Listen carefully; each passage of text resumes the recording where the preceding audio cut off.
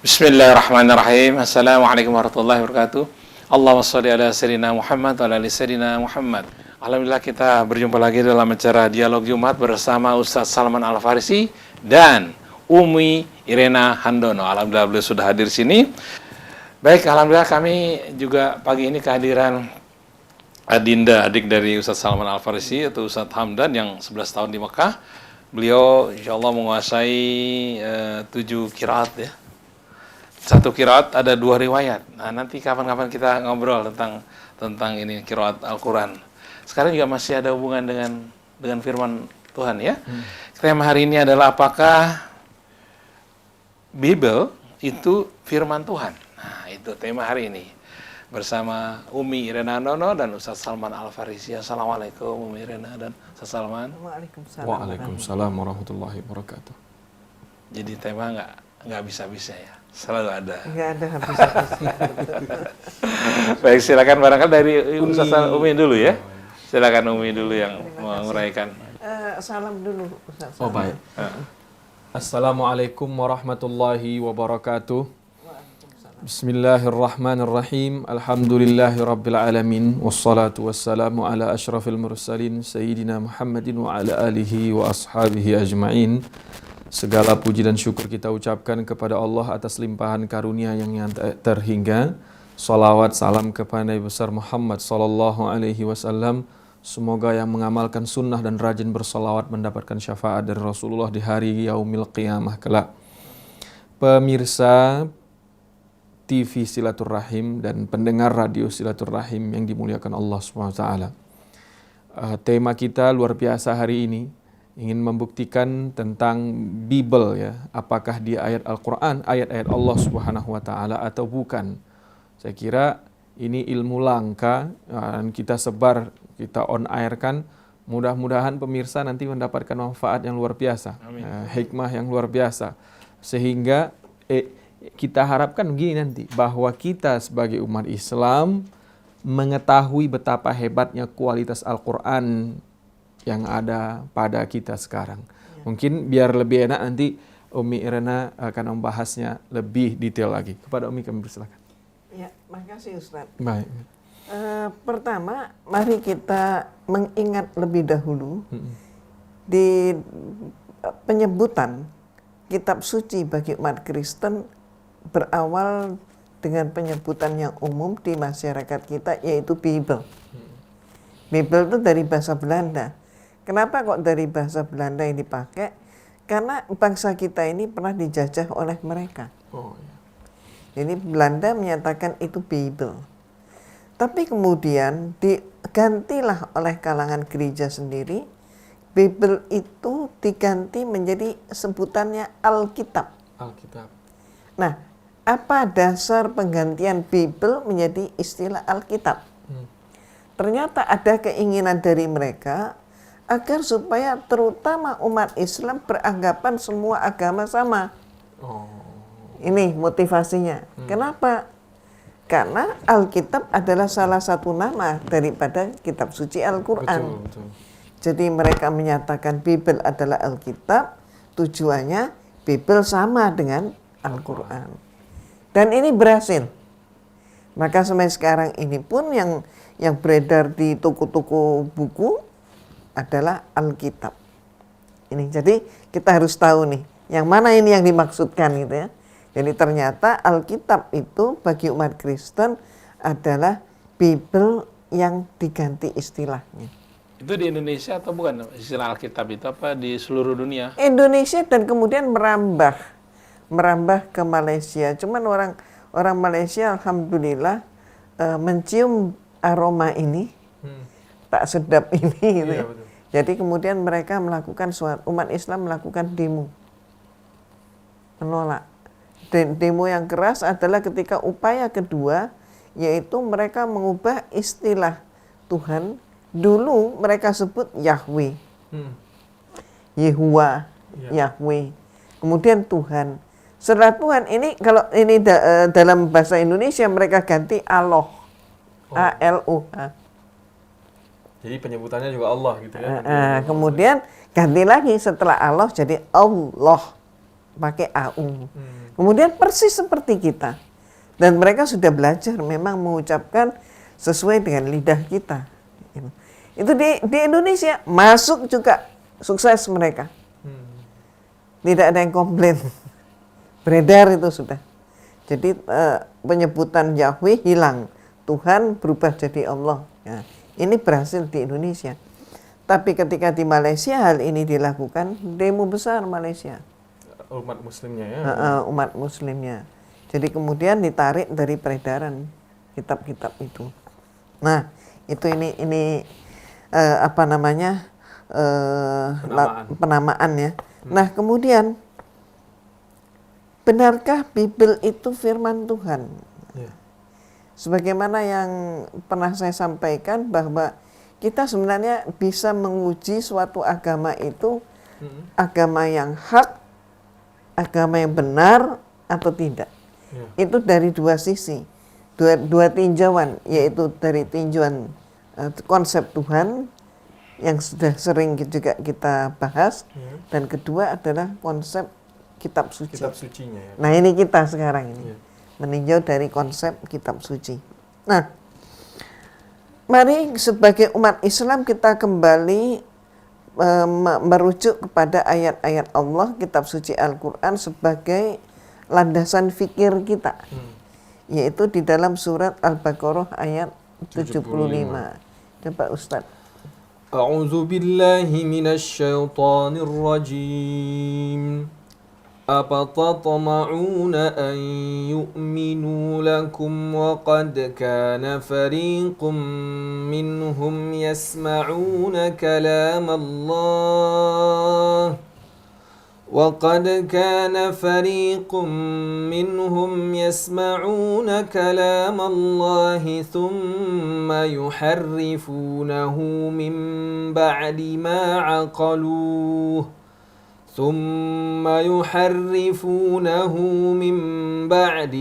عقلوه وهم يعلمون. Nah, ini kira-kira artinya begini, pemirsa dan pendengarnya. Apakah kamu masih mengharapkan mereka akan percaya kepadamu?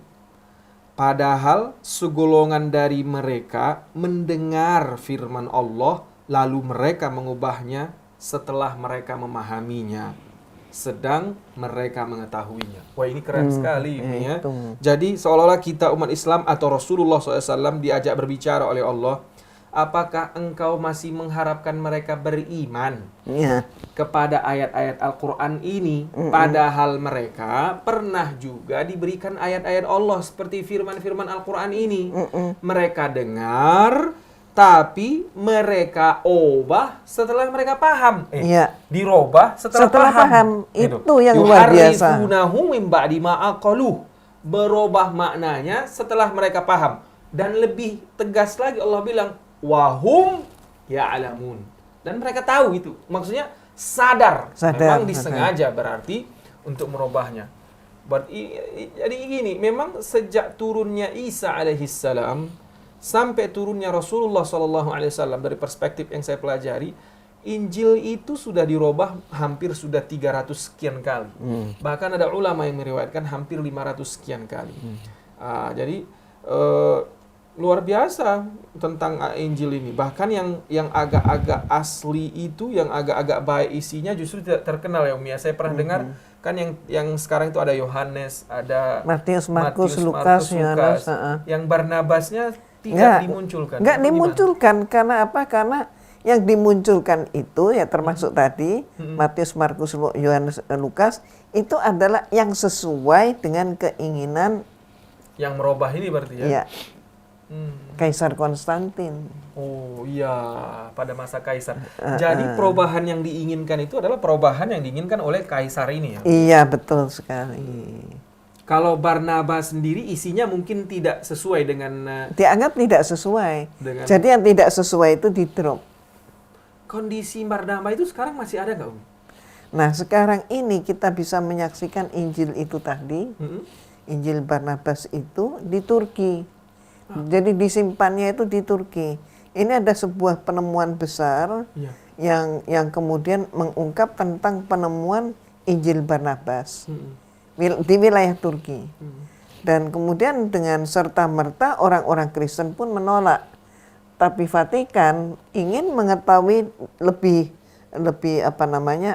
teliti, walaupun nanti jawabannya sama, menolak juga. Maksudnya diberikan kesempatan meneliti dulu, Ya, walaupun nanti hasilnya sama juga. Gitu. Dan Paus yang Benediktus kemarin itulah yang kemudian dia datang ke Turki melihat ke museum etnografi karena disimpan di sana, dan setelah dilihat dia dan timnya mengakui iya ini memang benar, tapi tidak dibikin sehingga indah banget, terjadi suatu diplomasi yang sangat indah, di mana Paus menyatakan, Tuan-tuan, kami sangat berterima kasih Tuhan sudah merawat Injil ini, tapi kami pun tidak ingin menyusahkan Tuan-tuan lebih lanjut. Ini adalah tanggung jawab kami untuk merawatnya. Biarlah kami yang membawa. Dan Tuhan silakan sebutkan berapapun yang sudah Tuhan keluarkan dan kami akan menggantinya. Cakep kan? Halus seperti. Dan alhamdulillah dari pihak Turki menyatakan jawaban yang juga indah sekali. Terima kasih bahwa Paus sudah berkenan memperhatikan dan melihat bahwa ini adalah memang asli, dan kami pun merasa bertanggung jawab terhadap pemeliharaan Injil ini karena kami temukan Injil ini di tanah air kami. Dan kami tidak merasa berat sama sekali. Jadi tuan-tuan tidak perlu merasa terbebani, kami akan sanggup untuk memeliharanya dengan baik. Diplomasi yang indah sekali ya. Diplomasi tingkat tinggi. Iya, jadi padahal itu, jadi Barnabas ini sama sekali tidak sampai ke masyarakat Kristen ya, Umi ya? Nggak sampai. Baik Kristen apapun dengan semua macam jenisnya itu? Nggak sampai. Jadi ketika tahun 325 untuk menentukan konsep Tuhan, bahwa Tuhan itu Trinitas, setelah disepakati Bapa, Putra, Roh Kudus, di mana Nabi Isa alaihissalam dipertuhankan. Nah, kemudian setelah itu mereka, Konstantin ini bertanya kembali kepada audiensnya, yang itu para kardinal dan uskup. Oke, kita sudah punya Tuhan yang baru. Nah sekarang apa kitab suci yang kita pakai? Nggak mungkin semua naskah ini mau dipakai, ada ribuan naskah. Jadi tuan-tuan kardinal maupun uskup silakan nanti malam berdoa mohon petunjuk Tuhan. Mana di antara sekian banyak ini yang boleh dipakai? Waktu itu ditunjukkan meja yang besar dan semua naskah itu di atas meja. Selesai sidang, mereka istirahat, tutup kunci. Besoknya setelah selesai makan pagi, ruangan dibuka oleh Kaisar Konstantin, petugasnya dibuka. Apa yang terjadi? Semua terkejut. Itu naskah itu pada pindah ke bawah. Ke bawah meja jadi. Bawah meja. Yang ada di atas itu hanya karangan Matius, Markus, Lukas, Yohanes. Saya coba tanya dulu Umi ini. Berarti Matius, Lukas ini apa ya aku bilang? Empat pengarang itu. Bukan berarti kan kita gini Umi ya. Kita Al-Quran itu kan dari Allah, dibawa oleh Jibril, dikasih ke Rasulullah SAW. Iya betul. Rasulullah SAW sampaikan ke sahabat menulis. Dan itu tercerai-berai di beberapa orang sahabat, kemudian dikumpulkan gitu kan. Masuklah jadi Al-Quranul Karim. Setelah jadi pun tetap dicek, dibaca lagi, baru diumumkan oleh Utsman bin Affan. Sampai tidak ada selisih. Selisihnya semua kan. Tidak bisa dibilang ini Al-Quran Utsman, kan gitu ya? Nggak bisa. Atau Al-Quran Umar, atau Al-Quran Sayyid nggak bisa. Tapi kalau Injil, kan harusnya Injil saja, jangan ada Matius, Lukas gitu. Berarti memang Matius ini penulisnya, Umi ya? Penulisnya.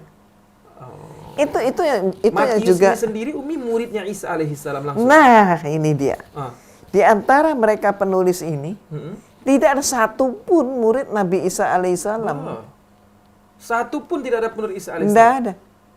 Berarti sudah berjarak antara mereka dan Iya. Isa. Jadi katakanlah yang paling tua menurut penelitian sampai hari ini itu sebenarnya adalah tulisan Markus.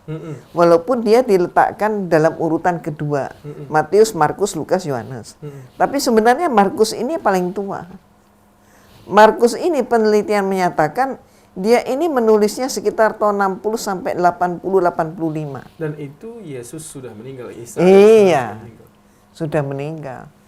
Dan katakanlah ya kalau mereka benar gitu ya, meninggalnya tahun 33, ini adalah tahun 60 ke atas sampai 80 katakanlah. Jadi berarti selisih satu generasi. Berarti tidak ada yang bertemu dengan Isa alaihissalam. Nggak pernah. Jadi siapa Markus? Kan akhirnya kita bertanya, Iya. siapa Markus? Ternyata Markus inilah kemanakan Barnabas. Oh, Markus ini justru kemanakannya Barnabas. Iya, Barnabas berarti- ini pernah ketemu Isa alaihissalam. Ya memang dia murid. Oh. Barnabas ini termasuk Hawariyin itulah ini berarti. Benar sekali. Jadi berarti kita lanjut nih. Berarti Markus ini dapat informasi tentang Yesus dari mana sehingga dia bisa menulis? Harusnya di Barnabas ya kan? Persis. Jadi statusnya apa? Murid-murid. Itu berarti perkataan Barnabas. Nah, berarti bukan kalam Allah, tapi Barnabas. Harusnya ini namanya hadis riwayat Bukhari. itu maksud saya. Tapi mohon maaf, hadis yang derajatnya adalah derajat doif. Iya, kalau kita kan hadis Bukhari itu pun pakai seleksi. Ya, nih. pakai seleksi. Boleh boleh siapa saja boleh menseleksi di situ, bisa diseleksi.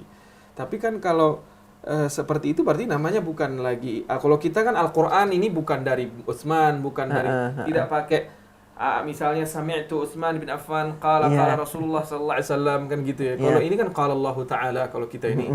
Kalau itu berarti Injil Markus Markus dapatnya dari Barnabas dari Isa alaihissalam, gitu dong. Betul. Berarti konsepnya konsep hadis sebenarnya ini. Iya, konsepnya konsep hadis. Nah, oke, kita lanjut lagi. Terus Matius, siapa dia? Matius. Dia nggak pernah kenal. Dia nggak pernah jadi murid.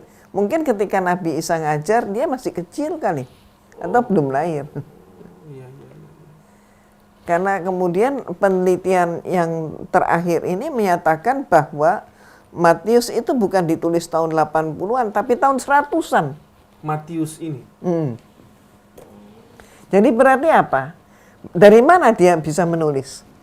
Ternyata sumber tulisan dia adalah tulisan Markus. Dikembangkan. Istilahnya kalau kita namanya syarah. Persis. Tafsir namanya. Ya. Tapi dia namakan itu sebagai Injil. Firman Tuhan. Firman Tuhan. Nah ini tadi kembali ke ayat Allah tadi. Iya. Yasma'una kalam Allah thumma yuharrifunahu. Nah kemudian kita lengkapi Ustadznya. Iya. Bagaimana Lukas? Lukas ini siapa? Lukas ini orang lain lagi. Bukan dari kalangan yang sama ini. Jadi dia bukan merujuk dari Matius. bukan merujuk Matius. Dia pun mengembangkan Matius, iya, tapi tidak merujuk. Kalau Matius itu mendapatkan masukan kan dari Markus. Markus kan dari Barnabas. Ini bukan dari Barnabas. Ya, lain lagi dia. Lukas ini dari Paulus. Oh, Paulus sementara orang yang benci Isa ya? Iya, musuhnya Isa. Tapi orang Kristen nggak ngerti. Umumnya nggak ngerti. Kenapa nggak ngerti? Karena mereka nggak belajar. Maka satu-satunya kitab suci, kitab yang dianggap suci oleh umatnya, satu-satunya hanya Al-Quran yang kalam Allah itu turun pertama kalinya adalah surat Al-Alaq dengan perintah Iqra. Nggak ada loh kitab suci lain pakai perintah Iqra.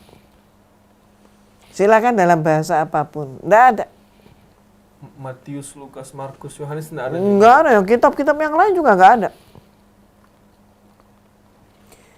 sangat istimewa perintah Iqra ini. Baca ya, Mi. Betul. Nah, balik lagi si Lukas. Lukas ini siapa dia sebenarnya? Profesinya apa?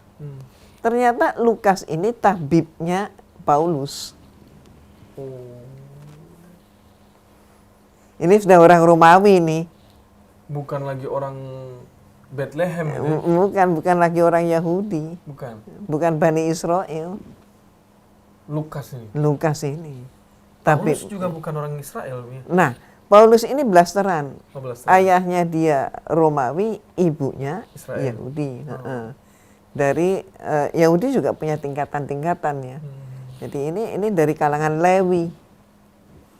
Sehingga Paulus ini main di dua alam. Jadi artinya kalau dia berurusan dengan para imam Yahudi, kaum Lewi, dia menyatakan, saya Lewi loh. Karena ibunya dia Lewi. Bebas dia. Nggak kena hukum. Nah kemudian kalau dia bersentuhan hukum dengan Romawi, dia bilang bapak saya Romawi. Saya warga negara Romawi. Main dua kaki berarti ya? Iya gitu. Itu Paulus. Masya Allah. Innalillahi wa inna ilaihi raji'un. Nah terus Matius, Markus, Lukas nih ya. Satunya lagi Yohanes. Yohanes ini siapa? Nah, Yohanes ini sangat apa namanya? Kelihatan ini falsafatnya ini sudah memakai filsafat Yunani. Yohanes. Bukan satu orang. Mereka ini satu tim mengatasnamakan Yohanes. Jadi ini kan si Matius, Markus, ini dianggap ulasannya nggak selesai. Lukas pun ulasannya nggak selesai. Maka perlu ulasan selesai, penutup. Maka gereja membuatlah Injil Yohanes. Dan bagi gereja, mereka sering sekali membuat satu tulisan bahkan anonim. Bahkan kemudian membuat satu tulisan, katakanlah kita bertiga, kita nulis, sekarang nama yang paling keren apa ini yang berkembang di masyarakat kita? Dinamakan nanti pagi. Ini namakan nama itu. Jadi nama samaran. Itulah Yohanes. Jadi bukan yang nulis pun bukan dia sendirian. Bukan dia sendirian. Tim. Dan lebih banyak kepada falsafah Yunani malah. Iya, betul. Berarti Umi itu gereja memerintahkan mereka untuk menulis itu ya Umi? Betul. Itu perintah gereja. Terus kemudian kepentingan siapa? Ustaz boleh tanya juga. Kepentingan siapa ini? Karena bagaimana mereka ini awalnya diburu, kemudian mereka berhasil menempel masuk nih dalam kekuasaan. Setelah dalam kekuasaan nggak tanggung-tanggung mereka melantik raja. Si gereja. Padahal awalnya berantem. Padahal awalnya kan berantem nih, dianggap aliran sesat. Berantem, kemudian sampailah periode berikutnya mereka nempel, udah nempel mereka katakanlah digaji segala macam, terus sampai suatu saat berbalik. Berbalik yaitu mereka memang pekerjaan mereka antara lain adalah untuk mengesahkan para negarawan ini, para kekaisaran ini. Disahkan oleh mereka. Berarti siapa yang memfuding mereka? Yang memfuding mereka kan kekaisaran. Kekaisaran juga pasti. Ya. Jadi untuk siapa ini? Ya untuk kaisar.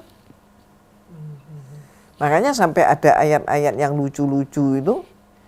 Banyaknya ayat-ayat lucu. Ayatnya kitabnya Matius, Yohanes ini iya lucu-lucu. Ayat lucu-lucu misalnya menyatakan kalau engkau ditempeleng pipi yang kiri, kasihkan pipi yang kanan. Oke, sampai di sini banyak orang terperangah dengan menyatakan, wah ini luar biasa, ini cinta kasih. Nah, tapi ayat berikutnya dia menyatakan, kalau engkau ditempeleng pipi yang kanan, kasihkan pipi yang kiri. Kalau engkau diminta bajumu, kasihkan jubahmu. Nih bajunya Ustadz nih Pak Krisna deh, pakai baju begitu ya Pak Krisna. Minta dong Pak Krisna bajunya. Sama Pak Krisna nggak dikasih baju, tapi dikasih apa? Jasnya sekali. Woi. Itu yang ada di Injil itu ya? Itu ada di Injil. Itu sebenarnya bahasan kita cakep banget itu. Terus kemudian teks berikutnya lagi menyatakan, kalau orang memaksamu berjalan sejauh 1 mil, berjalanlah dengan dia 2 mil. Apa artinya? Orang meminta kamu berjalan 1 mil, rodi kan? Berjalannya dengan dia 2 mil, kerja rodi, tapi ikhlas. Nada kutip, cakep banget kan? Iya, terpesona orang. Itu. Kau ditampar pipi kiri, kasih pipi Yang kanan. kanan. Kalau orang minta Baju, kasih jubah. jubahnya kasih. Kalau memaksamu berjalan 1 mil, berjalanlah 2 mil. Maka mohon maaf, penjajahan di Indonesia berlangsung sampai lama. Apa yang dimasukkan lebih dulu oleh Belanda? Belanda masuk bawa apa? Dan ini kita bisa cek, kita bisa teliti. Ya, ini memang pekerjaan kita ya. Kita bisa teliti. Tidak ada teks itu dalam naskah asli. Yang tadi ini barusan. Sampai mohon maaf, perintah kristenisasi itu yang dijadikan sebagai ayat pamungkas itu, bahwa harus menebar ke seluruh dunia, menjadikan seluruh dunia sebagai murid, kemudian membaptis seluruh dunia, melaksanakan penginjilan. Itu ternyata dalam naskah aslinya nggak ada itu. Nabi Isa nggak pernah nyuruh itu. Tambahan ini ya. Makanya sebenarnya cakep banget kalau kita itu sebagai orang Islam kita tahu itu. Tapi berbandingnya gini, aku senang ya mendengarkan gini. Menjadi ini, bahwa mendengarkan cerita ini baik saya ataupun pemirsa, sayanglah sama Al-Quran. Gitu Ya. ya. Jangan sia-siakan Al-Quran. Betul. Kalau udah kita dengar begini kan ceritanya, berarti autentiknya Al-Quran, isi-isi Al-Quran sesuai dengan peri kemanusiaan, keadilan apa semua, ya jangan ditinggalkan ya. Bahwa kita ini dengan Al-Quran harus lebih akrab lagi gitu. Apalagi kita sekarang Ramadan. Al-Quran jadikan pedoman kita, Al-Quran jadikan petunjuk kita. Coba udah kita dengarkan ini. Kalau ada yang mencoba membahas Al-Quran, ini karyanya Utsman bin Affan, atau ini karyanya Umar bin Khattab, atau karyanya Abu Bakar, itu sangat terbuka sekali. Coba siapa yang bisa menteliti apakah benar ini perkataannya. Siapa seperti Injil tadi ya. Bahkan murid daripada muridnya Isa alaihissalam. Iya. Yang menulis itu Iya, kan. iya. Ini persis seperti hadis. Menurut saya itu hadis ya, bahwa apa yang disampaikan Rasulullah SAW di masa itu dihafal oleh sahabat-sahabat radhiyallahu anhum ajma'in, kemudian diberikan kepada para tabi'in juga belum nulis. Baru kepada tabi'in mulailah ada penulisan hadis seperti Imam Malik rahimahullah. Ustaz, apa yang Ustaz nyatakan sebagai kesimpulan ini, saya bisa memperkuatnya dengan menunjukkan data bahwa tidak pernah ada periwayatan, nggak pernah ada sejarah yang menyatakan bahwa Nabi Isa itu teknisnya ngumpulin ayat-ayat Allah itu lewat siapa begitu ya? Jalur Siapa ya? Jalurnya itu? Tidak ada sama sekali. Kalau kita kan dijelaskan Umi ya. bahwa Jibril yang membawa sampaikan ke Rasulullah. Nah, oke, Ustaz, ke belakang lagi dikit nih kalau boleh nih, ya Ustaz ya. Iya. Siapa Jibril? Ya, malaikat pembawa wahyunya. Apa bahan baku malaikat? Makhluk yang terbuat dari apa? Nur, cahaya. Nur. Cahaya. Itu kita yang ngomong, Ustaz. Al-Quran yang bicara. Agama kita. Tapi di dalam Bible tidak diketahui bahan baku daripada malaikat itu apa. Sehingga ada orang Kristen menyangka malaikat itu ya orang mati, ruhnya itu berubah jadi malaikat kalau dia baik. Kalau jahat jadi setan. Karena tidak ada. Jadi yang ada itu cuma manusia dari saripati tanah. Itu oke ada. Tapi bawa malaikat, bawa setan, bahan bakunya apa? Setan kan malaikat bahan bakunya beda dong. Beda.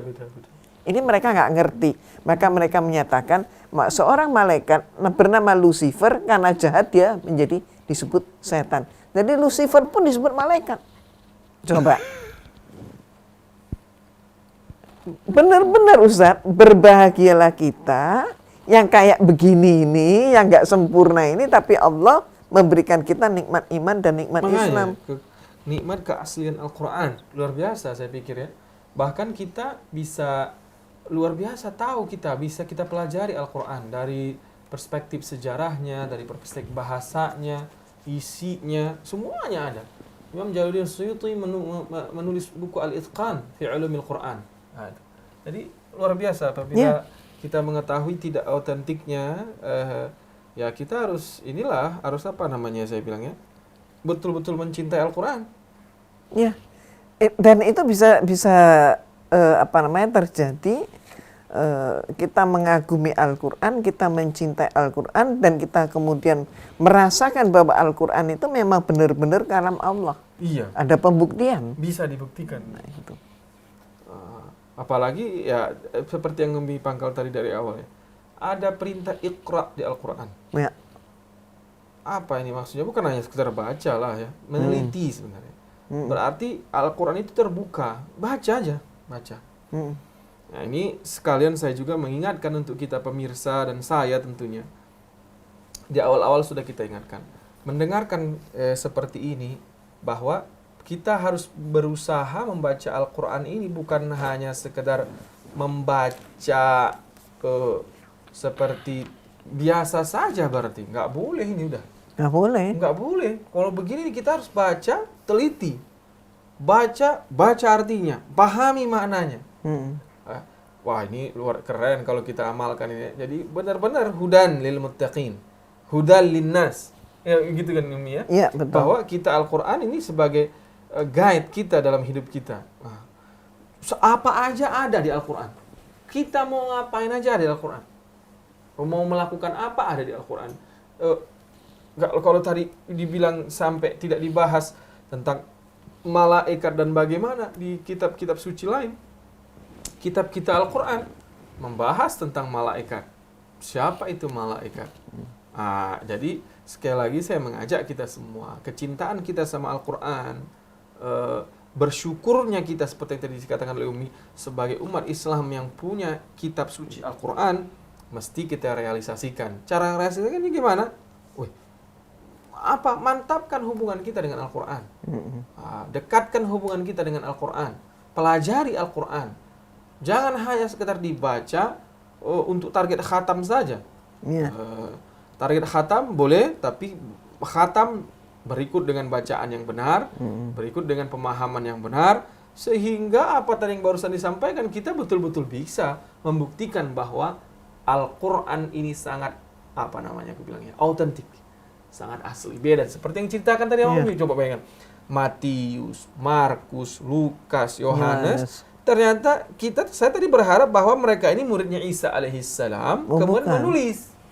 Berarti perkataan-perkataan Isa ditulis sama mereka berempat. Ternyata mereka masih murid daripada muridnya Isa alaihissalam.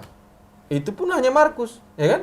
Kalau sudah Matius, murid daripada murid-muridnya Isa alaihissalam. Jadi gitu kan ya? Iya, betul.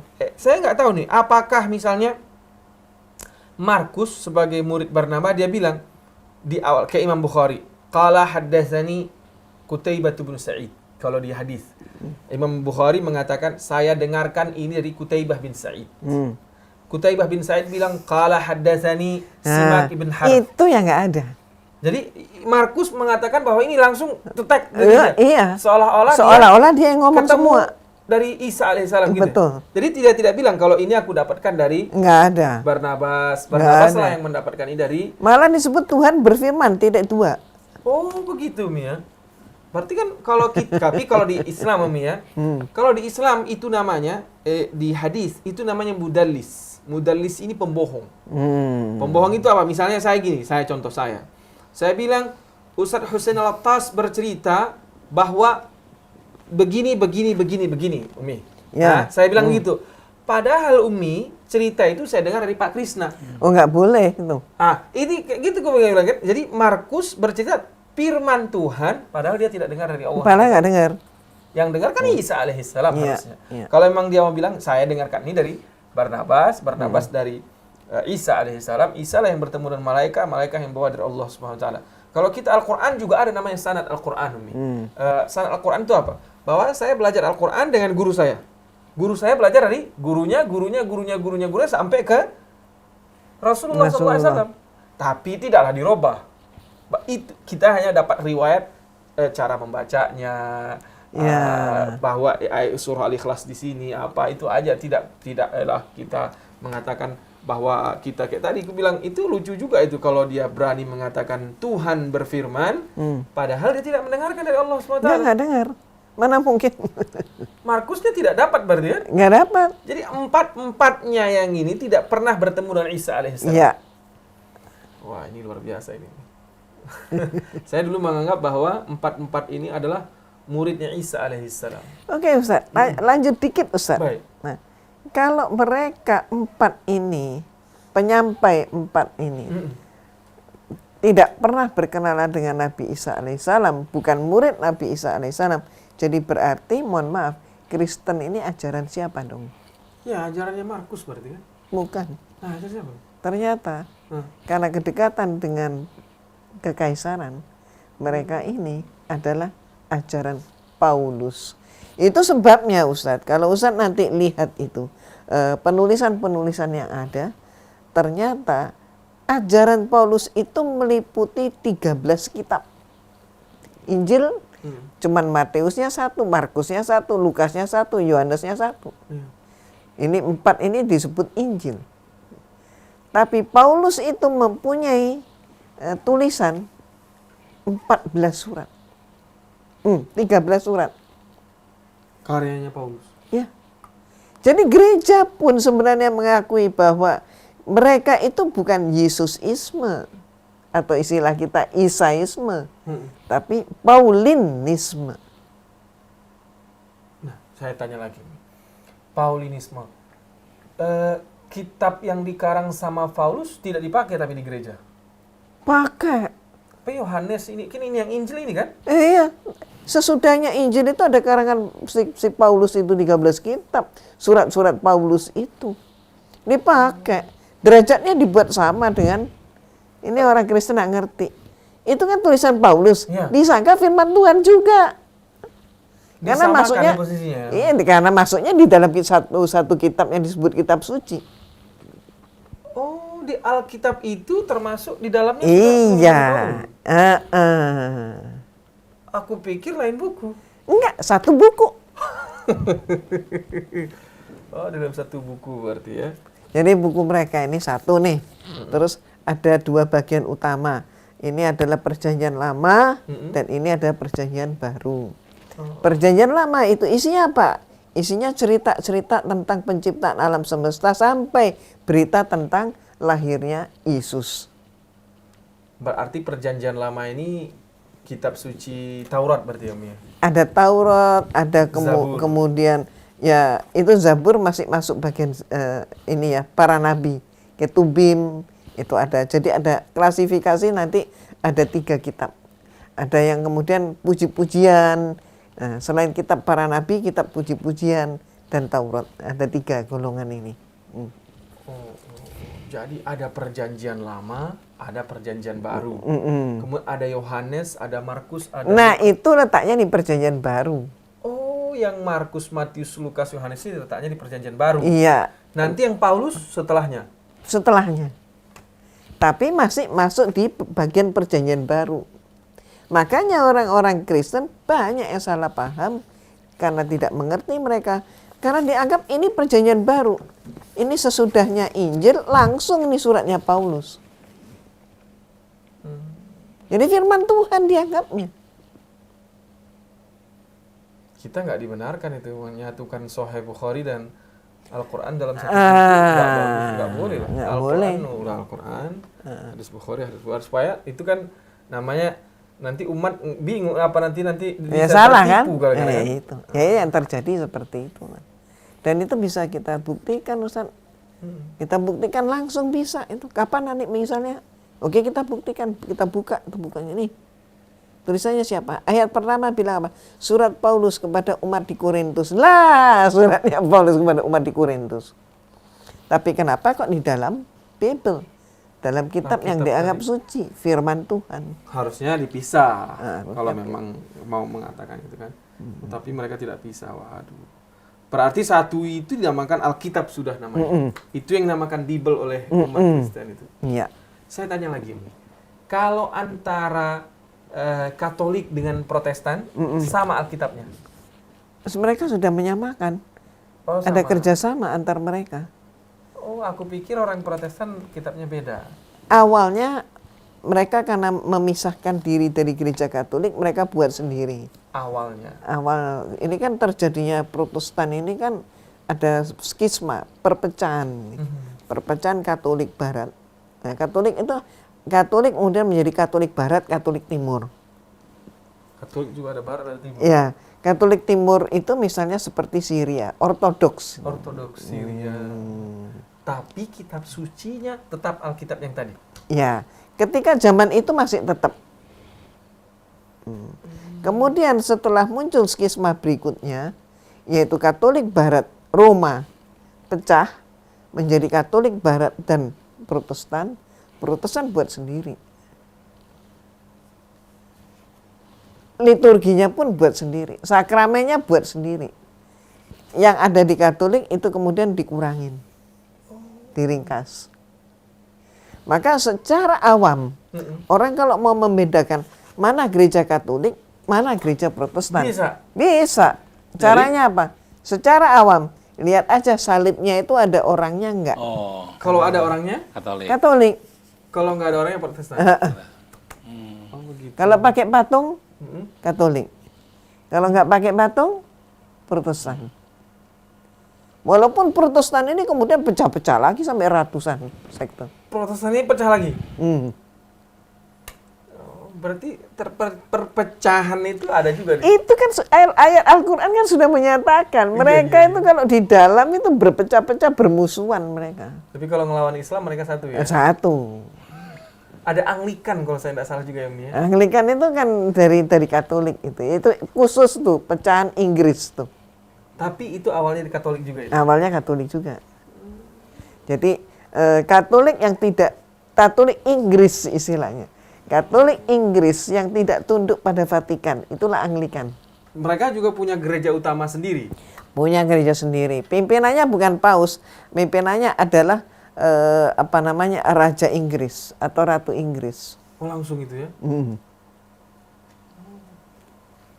Ada sejarahnya itu.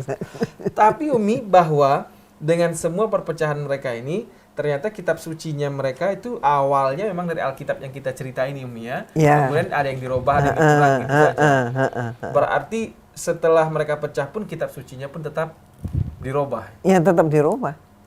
Yuharrifunahu ya. Itu kan kalam Allah, maha suci Allah dengan semua firman-Nya. Masya Allah, Masya Allah. Nah, kemudian di Indonesia, Ya. kemudian ada Majelis Wali Gereja Indonesia, Lembaga Alkitab. Mereka sepakat satu. Tapi walaupun masing-masing masih pegang dokumennya sendiri-sendiri. Tapi untuk ini satu, maka dijual di toko-toko buku. Nggak ada lagi mana kitab Protestan, mana kitab Katolik sama. Oh, di toko-toko buku udah sama? Udah sama. Tapi pernah terjadi beda bukunya? Iya. Awalnya beda. Tapi kemudian karena dianggap, ini tidak menguntungkan, mereka musyawarah buat. Jadi orang seawam pun sebenarnya sudah bisa mengetahui.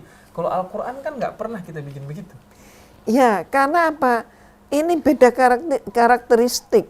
Bahwa umat Islam itu adalah umat yang memang dampak daripada ayat pertama yang turun adalah Iqra. Betul. Maka umat Islam itu sudah terbiasa untuk berpikir, walaupun mohon maaf ya, kita kadang-kadang masih merasa nggak puas gitu ya. Betul. Kok kayak gini, kok nggak ngerti ini, nggak ngerti itu ya.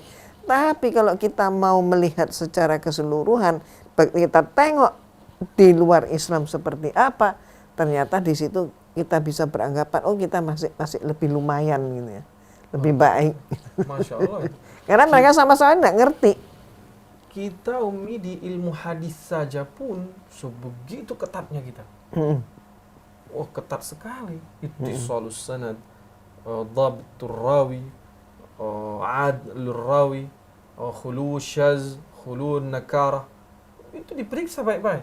Nah, Jadi nggak bisa kita di wilayah hadis pun, maka kita bisa deteksi hadis ini palsu, hadis ini dhaif, hadis ini hasan, hadis ini sahih. betul. Dan ada standar yang disepakati oleh ulama-ulama. Inilah untuk mengukur hadis itu sahih apa enggak. Kalau sampai ke Al-Quran udah nggak ada itu lagi. Al-Quran Udah baku. aku nggak bisa dibilang ini sahih apa enggak sahih. Makanya mereka kan berusaha macam-macam, Ustaz. Karena apa? Karena memang mereka sendiri begitu. Maka mereka beranggapan agama lainnya seperti agama mereka. Maka kemudian mereka menyatakan ada naskah yang dimakan kambing segala macam itu kan untuk Al-Quran. Mereka memfitnah bahwa Al-Quran itu naskahnya nggak lengkap. Dulunya aslinya nggak begitu. Kenapa? Karena ada naskah yang dimakan kambing. Mereka bilang gitu. Jadi sebenarnya kajian seperti yang kita lakukan ini pun di kalangan Katolik ataupun Protestan ada. Maksudnya mereka mencoba mengkaji kekurangan Al-Quran. Ada juga, Umi? Ada. Oh, ada juga, Umi. Itu yang Umi anggap, mohon maaf, mereka meneliti tentang kita. Mereka bisa mengembangkan dalam bentuk brosur, leaflet dan sebagainya. Ayat-ayat Allah mereka cantumkan, tapi dengan dipelencengkan. Sepotong-sepotong ya, Umi ya. Sementara kita ini nggak ngerti sama sekali tentang mereka. Ya itu. Nah ini kacau kan? Jadi sering nggak pernah saya belajar. Ayolah Ustadz. Keren banget tuh kalau kita bisa. Padahal mereka semakin bersyukur kita. Mereka pelajari kitab mereka suci pelajari kitab suci kita. Dan mereka sebar beberapa. Aku juga pernah dapat broadcast itu ya. Lihat lo, ini lo kata Al-Quran. Aku baca emang ayat Al-Quran ya, tapi iya kan? dimaknakan kemana gitu. Iya betul, termasuk Siratal Mustaqim. Apa arti Siratal Mustaqim? Kan kita tahu jalan yang lurus. Ya. Tapi mereka buat suatu rangkaian penyesatan untuk menyatakan Siratal Mustaqim itu ya Isa Al-Masih. Jadi kalau mau masuk ke surga harus mengikuti jalan yang lurus. Berarti jalan yang lurus itu mengikut Isa. Jadi yang ikut Isa, ikut Yesus masuk surga. Mereka langsung menerjemahkan di sana ya. Nah, korbannya siapa? Umat Islam lagi nanti. Iya, yang awam-awam ini kan, yang nggak ngaji, nggak bener-bener ini kan. Benar, sekarang ini banyak muncul memang pertanyaan mengenai kitab suci, mengenai Yesus Kristus, mengenai apalah itu yang gitu. Saya karena kita ilmunya tidak punya di wilayah itu, sering aku bilang, ya ikuti saja aku bilang kajian bersama Umi Irena dari Jumat, aku bilang. Atau baca orang-orang yang ahli dibilang itu. Karena terus terang kita tidak baca Bible. Padahal mereka baca Al-Quran kita. Perjanjian lama. Tapi niatnya nggak bener kan? Nah sementara kita ini kan umat kita baca Al-Quran aja malas. Nah, terus Ustaz, ayo lanjut lagi Ustaz. Gimana. Jadi kan begini, selama sekian abad lamanya, umat Islam itu nggak berani buka Bible. Kenapa? Karena umat Islam merasa itu haram atau itu gimana? haram, Najis gitu. Najis gitu kan. Malah dikatakan kalau baca Bible nanti kamu terpengaruh jadi Kristen. Ratusan kali Ustaz saya membuktikan kepada peserta kajian. Ayo, nih saya baca Bible. Dah, selesai baca. Siapa yang tertarik? Kalau ada orang yang tertarik, saya akan berhenti seumur hidup, sisa hidup saya nggak akan pakai lagi ini. Metode ini nggak saya pakai. Nggak ada yang tertarik. Malah dengan membaca itu kita jadi semakin paham karena membandingkan ternyata Islam yang sempurna.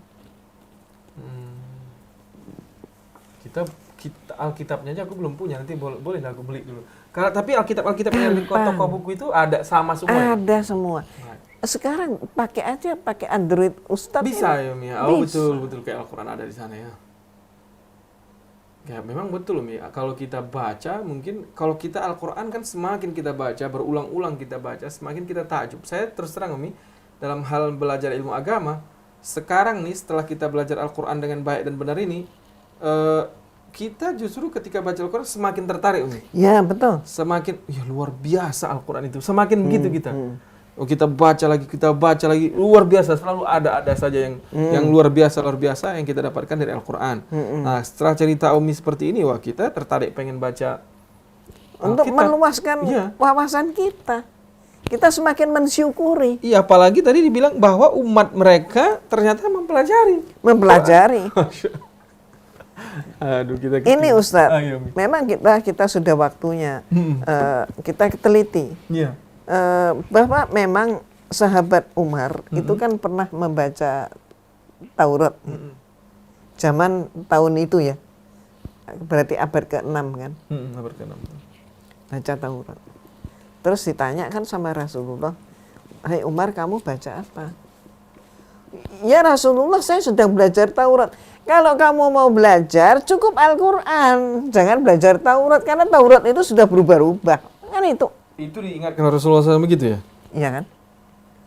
Nah ini pemahamannya, mohon maaf, tidak ada yang slip gitu loh Ustaz. Ada yang hilang nih dalam pemahaman. Jadi penyampaian itu sebenarnya menyatakan, kalau mau belajar, belajarlah dari kitab yang dijamin keasliannya oleh Allah, yaitu Al-Quran. Ya. Gitu loh Ustaz. Jadi sahabat Umar ini kan mau belajar, itu kan semua sahabat itu kan statusnya mu'alaf tuh. Iya, betul. Nah dia kok belajarnya pada Taurat. Maka Rasulullah menyatakan, kalau kamu mau belajar, belajarlah Al-Quran. Maksud Rasulullah apa sebenarnya maksudnya? Ya karena Taurat itu kan sudah diubah, ini nanti ayatnya. Al-Baqarah 75, Al-Baqarah 79. Nabi mengingatkan belajarnya sama yang sudah asli saja. Iya. Nah sekarang ini, kita ini mereka mempelajari Islamologi. Kenapa kok kita nggak pelajari Kristologi? Tapi kita belajar Kristologi ini, kita bedah Bible untuk mencari kesempurnaan itu letaknya ada di mana. Beda kan Ustaz? Betul. Bukan belajar dalam arti kata berguru kepada Bible, enggak. Tapi kita belajar dalam arti kata kita bedah. Ini mana sih yang benar? Apakah memang semua agama sama? Enggak sama ternyata. Ada yang hak, ada juga yang batil. Karena memang belakangan ini ada yang mencoba membawa pemikiran bahwa semua agama sama. Nah, itu. Mereka itu berlandaskan ayat-ayat Al-Quran, beberapa ayat Al-Quran memang yang seolah-olah di surah Al-Baqarah juga nih, tapi saya tidak hafal ayatnya. Ahli kitab tabiin, as-sabiin itu betul. Kan dibilang sama Allah sama mereka kan. Kemudian ayat itu dipakai untuk mengatakan kalau semua agama sama.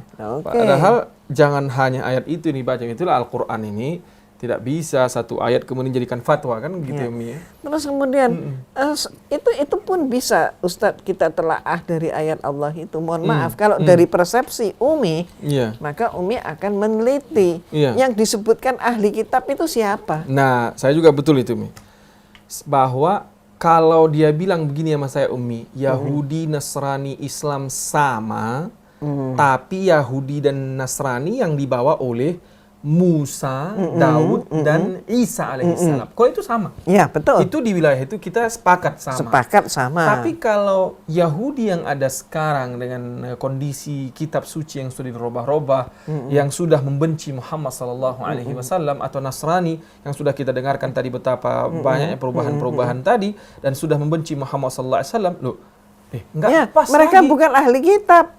Karena sudah tidak mempercayai kitab mereka sendiri kan? Betul. Mereka sudah mengubah kan, berarti sudah nggak percaya. Iya, bahwa kan di Al-Quran juga dibilang bahwa orang-orang kafir, orang-orang Yahudi dan Nasrani di Madinah itu sangat menginginkan bertemu dengan Nabi terakhir ini. Tapi ketika mereka kenal siapa sebenarnya, mereka mengingkari, memusuhi Rasulullah SAW. Karena dianggap tidak sesuai dengan keinginan mereka.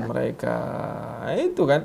Jadi karena tidak sesuai dengan keinginan mereka, akhirnya mereka ingkari. Nah, ketika mereka ingkari, di saat itulah mereka sudah tidak namakan lagi ahli kitab. Betul. Nah, jadi ke teman-teman atau pemirsa, ketika ada yang membawa pemikiran bahwa agama itu semua sama, terutama agama samawi. Berarti agama samawi ada Yahudi, Nasrani, Islam. Bilang dulu, iya, itu dulu dibilang.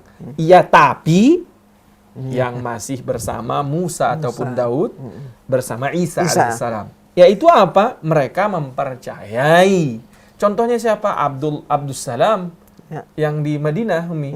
Seorang Yahudi ketika sudah mendengarkan tentang Rasulullah SAW, ketika dia baca beberapa ayat Al-Quran yang dibawa oleh Rasulullah SAW, ketika dia lihat Rasulullah SAW, ketika dia dengar perkataan Rasulullah SAW, Abdussalam masuk Islam. Seorang Yahudi Madinah masuk Islam. Tentu sebahagian mereka, bukan sebahagian, kebanyakan mereka mengingkari Muhammad Sallallahu Alaihi Wasallam. Saya kira gini, waktu itu ya kenapa mereka ingkari? So ini supaya clear, jangan disebut ahli kitab mereka. Kenapa? Karena Al-Quran meminta persamaan derajat semua orang. Itu terutama yang menyiksa bagi mereka, Umi. Al-Quran kan tidak mengatakan bahwa seorang ustadz lebih mulia daripada seorang kameramen misalnya. Iya, betul. Atau seorang ustadz lebih mulia daripada seorang misalnya Habib Hussein itu lebih mulia daripada office boy kita di sini, Pak Min misalnya. Enggak ada Islam mengatakan begitu. Bahwa Pak Amin dan Ustadz Hussein sama. Yang membedakan mereka apa? Takwanya. Iya. Takwa itu yang membedakan siapa? Berarti Allah yang tahu bedanya. Kalau di mata kita manusia sama saja. Saya coba melihat ini di Sirah Nabawi. Kenapa Rasulullah SAW dibenci oleh Abu Jahal, Abu Lahab, ini semua? Itu karena Rasulullah meminta dan ajaran Islam meminta sama haknya Abu Jahal dengan haknya Bilal bin Rabah. Sama haknya Abu Lahab dengan Ammar bin Yasir. Nggak ada bedanya. Oh, resah loh. Ya. Mereka yang sudah biasa dilayani, diambilin tehnya, dihormati, disungkemin, apa macam. Ajar nih. Sama ketika sampai ke Madinah. Orang-orang ahli kitab. Sebut aja dulu begitu. Padahal kitab yang mereka dirubah juga kan. Mereka tidak terima kalau ruhban-ruhbannya ini disamakan dengan masyarakat biasa. Maka mereka kan ada istilah rakyatnya memberikan belanja untuk ruhbannya 10% atau 5%. Kita nggak ada begitu, Mi. Kita tidak ada diwajibkan umat Islam memberikan sedekah ataupun zakat kepada Ustadz Hussein 10% dari yang kita. Kan nggak ada itu. Itu sangat mengacaukan sekali, tidak mereka inginkan. Sama Abdullah bin Ubay bin Salul, musyrik Madinah, menjadi orang yang munafik juga karena tidak terima bahwa kita ini sama. Sebenarnya pun di ahli kitabnya Isa alaihissalam atau kitabnya Musa alaihissalam atau Daud, kan yang tiga ini yang berperan kan, Musa membawa Taurat, Daud membawa Zabur Isa membawa Injil. Sebenarnya ajarannya, saya pernah dengar Umi bilang gini, kalau ada yang mau tahu Taurat, Zabur, Injil yang asli, bacalah Al-Quran. Saya pernah dengar Umi bilang gitu. Iya, betul. Ya kan? Jadi kalau ada yang mau tahu Injil yang asli, baca Al-Quran. Taurat yang asli, Zabur yang asli, bacalah apa? Al-Quran. Jadi kalau memang mereka mau disamakan dengan kita, Bu, saya terima. Tapi ikutlah Al-Quran.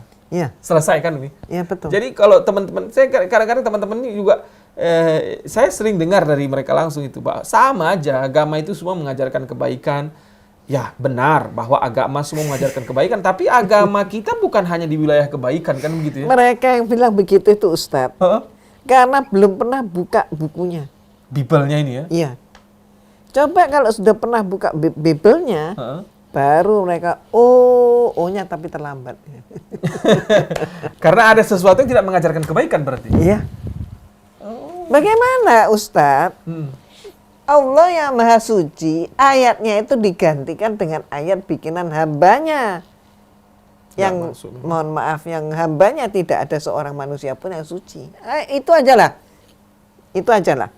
Iya. Di perjanjian lama itu saya pernah ditunjukkan oleh orang yang rajin baca perjanjian Alkitab ini. Masa Musa menceritakan tentang kematiannya dan dia mati katanya di bukit ini gitu. Jadi sebenarnya kata dia gini, orang yang tidak pintar pun bertanya, kok dia bercerita kalau dia mati dan cerita tentang kematian. Matanya belum rabun, belum kabur. Terus dikuburkannya entah di mana, tapi di tentangan bed peor. Nah, siapa yang cerita? Nggak mungkin kan orang meninggal bisa cerita. Makanya, saya mengenai cerita kayak gini Umi, setidaknya menambahkan kecintaan kita sama Al-Quran. Betul. Amin. Iqra'lah, bacalah Al-Quran. Baca Al-Quran kayak yang dibilang sama Umi ini, bacanya ya benar-benar lah. Kalau nanti ada waktu yang lebih ketika sudah membaca Al-Quran, boleh juga nih kita baca Bible ini kan? Iya. Pelan-pelan. Supaya kita tahu apa sih isinya ini. Kalau Umi kan sudah khatam berkali-kali baca itu. Itulah Ustaz. Makanya semakinlah kita mensyukuri nikmat Allah karena kita tahu pembuktiannya. Betul. Nah sekarang ini kalau kita ini melihat perkembangan kejiwaan anak-anak muda, mendidik mereka ini tidak sama dengan mendidik orang-orang sejaman kita dulu. Betul. Zamannya Umi udah beda dengan zamannya Ustadz. Apalagi zaman anak-anak sekarang. Betul. Kalau sekarang ini kan mereka selalu meminta pembuktian. Kalau zaman Umi dulu bolehlah dikatakan, ya ini pokoknya begini, selesai. Mau tanya nggak berani, takut gitu kan. Tapi anak sekarang kan Berani nanya. berani nanya. Kritis anak. Kritis. Ini metode ini yang paling tepat. Betul. Tapi pembahasan kita ini Umi juga sekaligus warning untuk kita semua. Iya. Jangan coba-coba merubah-rubah makna-makna kitab suci, merubah-rubah makna Al-Quran. Hati-hati, dampaknya ini berbahaya sekali kan. Bahwa ketika kita menyampaikan pun Al-Quran, sampaikanlah dia sesuai dengan maknanya. Iya. Jangan-jangan kita termasuk dengan yang dibilang Allah tadi gitu loh. Kita merubah maknanya padahal kita membaca Al-Qur'annya. Betul. Padahal di surah Al-Baqarah tadi juga diingatkan oleh Ummi di ayat 79-nya apa? Fawailul lil ladzina yaktubuna al-kitaba bi aydihim thumma yaquluna hadza min 'indillahi liyashtaru bihi thamanan qalila. Fawailul lahum mimma katabat aydihim wa wailul lahum mimma yaksibun. Maka kecelakaan yang besarlah bagi orang-orang yang menulis Alkitab. Orang lo ya. Orang yang menulis Alkitab. Dengan tangan mereka sendiri. Nah. Lalu dikatakannya ini dari Allah. Nah, Ini jelas-jelas ancaman ini Mami. Bahwa tidak boleh orang mengatakan atau menulis firman dan dia berkata itu dari Allah. ya. Nggak boleh. Karena wailun. Celakalah bagi mereka yang mengatakan dia tulis kitab dengan tangan mereka sendiri. Lalu mereka katakan itu dari Allah. Hanya untuk memperoleh keuntungan yang sedikit dari perbuatan itu. Ya. Ya kan? Mereka dapat upah kan dari situ kan? Kepentingan. Ini sebenarnya kalau di Islam pernah juga ini dimainkan oleh beberapa orang yang tidak bertanggung jawab. Di masa dinasti Abbasiyah, Umayyah, banyak orang-orang penyair, banyak orang-orang yang pandai bahasa mengatakan begini. Qala Rasulullah SAW. Bani Umayyah itu begini. Qala Rasulullah SAW, Bani Abbas itu begini. Ada hadis dari Rasulullah yang sinyalnya untuk kau Pak Khalifah. Apa itu? Qala Rasulullah SAW. Ini diistilahkan oleh kita dengan hadis palsu. Hadis-hadis maudhu'.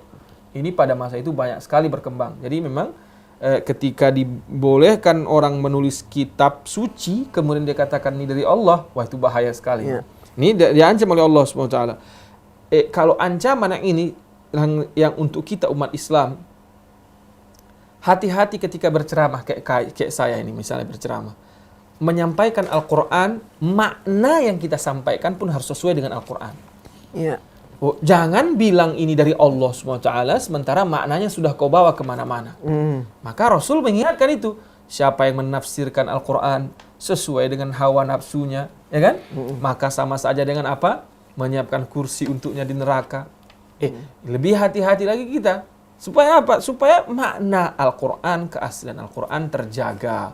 Maka sekaligus juga kita mengingatkan ini kepada kita semua. Jangan ke wilayah fatwa, Al-Quran harus ada gurunya. Ustadz Hussein sering mengatakan belajar Al-Quran itu mudah, tidak gampang. Benar, walaqad yassarna Al-Quran. Kami mudahkan Al-Quran untuk dipelajari. Sebagai apa? Hudan linnas. Sebagai guide kita. Ya. Tapi kalau wilayah fatwa, wilayah mufassir, wilayah menjelaskan untuk orang lain, kau harus punya sandaran ilmunya. Menafsirkan Al-Quran itu. Harus tanya ahlinya. Di Al-Quran ada konsepnya fas'alu ahla dzikri. Tanyalah orang yang tahu. In kuntum la ta'lamun, kalau kita tidak tahu. Jadi kita nih misalnya belajar Al-Quran. Ketika kita belajar membaca Al-Quran dengan terjemahannya, itu keren sekali, bagus sekali, luar biasa sekali. Karena akan menjadi guide kita di hidup kita.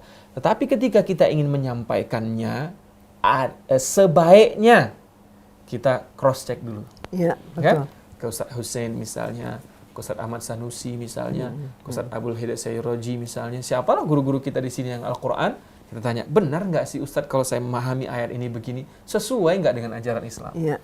Karena sekarang mungkin Islam tidak ada yang melakukan seperti Yohanes, seperti Markus, seperti Matius, seperti Lukas, yang langsung mengatakan qala Allahu Ta'ala padahal dia tulis. Iya. Tapi kehati-hatian kita sebagai umat Islam, jangan sampai makna Al-Quran yang sifatnya fatwa kita sampaikan padahal tidak sesuai dengan apa yang diinginkan oleh Al-Quran.